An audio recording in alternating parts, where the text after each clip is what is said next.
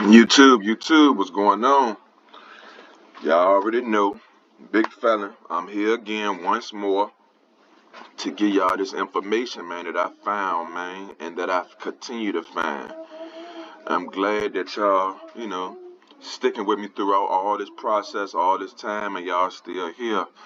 To let me know y'all see a light on the end of the tunnel, and y'all gonna do what's necessary to provide for your families, to protect your families, and it's, make life more efficient for you. So, without further ado, Kentucky, civil rights and gun relief process.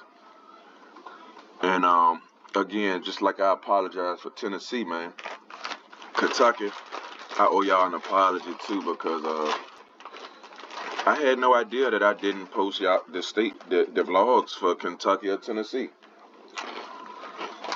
I thought they'd been up, because I done did it, I believe I done did every other state.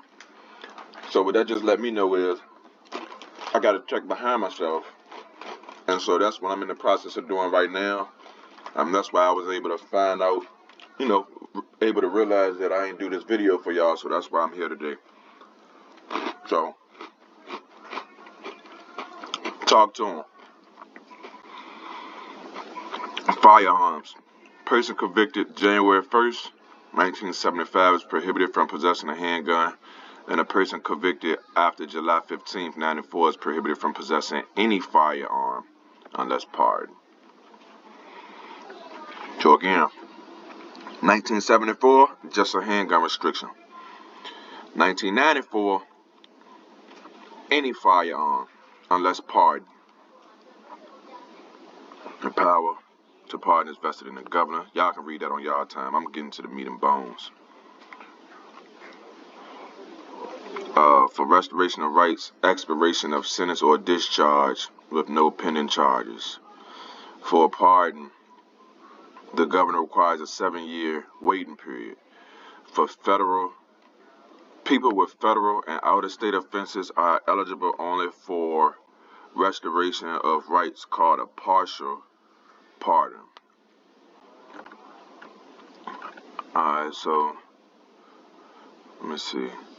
The power to pardon is vested in the governor. The governor may also restore certain rights to citizenship to a person, including the right to vote or hold office. For full pardons, the governor must file with the legislature a statement of reason for each pardon granted, which must be available to the public. They're going to do an investigation. Okay. So you got to wait 7 years. And so what I have here, I have 3 methods that you can utilize to help you. I got your civil rights application, your expungement application, and then your pardon application. Let's address some of them. So, provision of probation and parole. So again, general information, date of birth, address, name, user of conviction. Are you under felony supervision, federal crime of another state? Have you been convicted of the following charges? And the current pending charge. Look, this is important. So this application we on right now is the restoration of your civil rights. And this says, restoration of civil rights does not give a convicted felon the right to purchase, own, or have possession of a firearm or other weapon. But why this is important is because if you don't have your civil rights, you can't get your Second Amendment. Your civil rights come first. So you got to get this done. They got what's called automatic restoration of rights. That's where you can go to figure out if you automatically qualify. If you don't qualify for automatic, this is what you need. You will use this application to apply for restoration of your rights. You got to receive a final discharge or expiration of your sentence, not have any pending charges, outstanding warrants or indictments, not owe any restitution. Federal and out-of-state convictions. If convicted of a federal or court outside of the Commonwealth of Kentucky, please provide a copy of the conviction, judgment, and final sentence, verification of final discharge at expiration, and if applicable, verification that restitution has been paid in full. And you will send your application here. So that's your civil rights. Now we will move on to the pardon. And the reason we got to move on to the pardon is because I believe it was up in here, or did I miss it? For restoration of rights, expiration and sentence discharge for a pardon goes 7 years. Alright, so you gotta pardon first. You gotta pardon and then you can expunge. So here's the actual gubernatorial pardon application. Number 1, what are you trying to do? A pardon? Yes. You're currently in jail? No. Name, social, date of birth, address. Criminal charges beginning with most recent and list all of your past pending charges, felony or misdemeanor, regardless of the conviction, excluding only minor traffic violations. Use extra paper if necessary.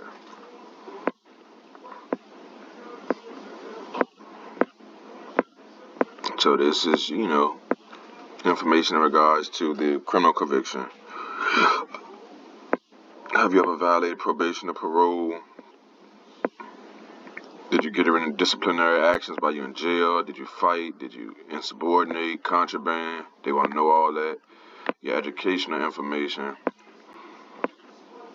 3 most recent employers. Y'all ought to be thankful they only asking for 3. Because them other states, man, they be wanting 10 years. So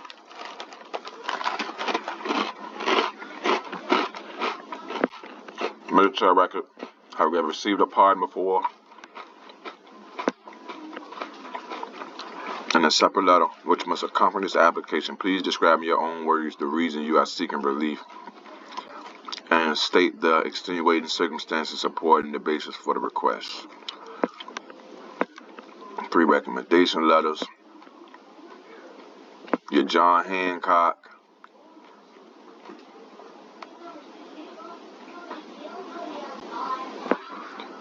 And there you go. So that's the pardon.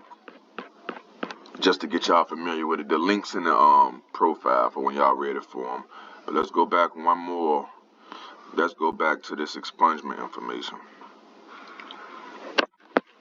Because this is important too. This is how you vacate and expunge felony convictions or any type of conviction. This is where you need to go. Steps to extending expungement certification. Got your little do's and don'ts right there. Here go your expungement request form if you want to mail it in. Everything, bro. So, felony expungement. I'm giving y'all some game here, man. Y'all need to look at that, man. Y'all show the boy some love, man. Subscribe to this channel, share this information, man. But I'm gonna go ahead and get up off here, get this information up there for you, man. Everything y'all need for Kentucky. There y'all go. Big Felon, I'm out.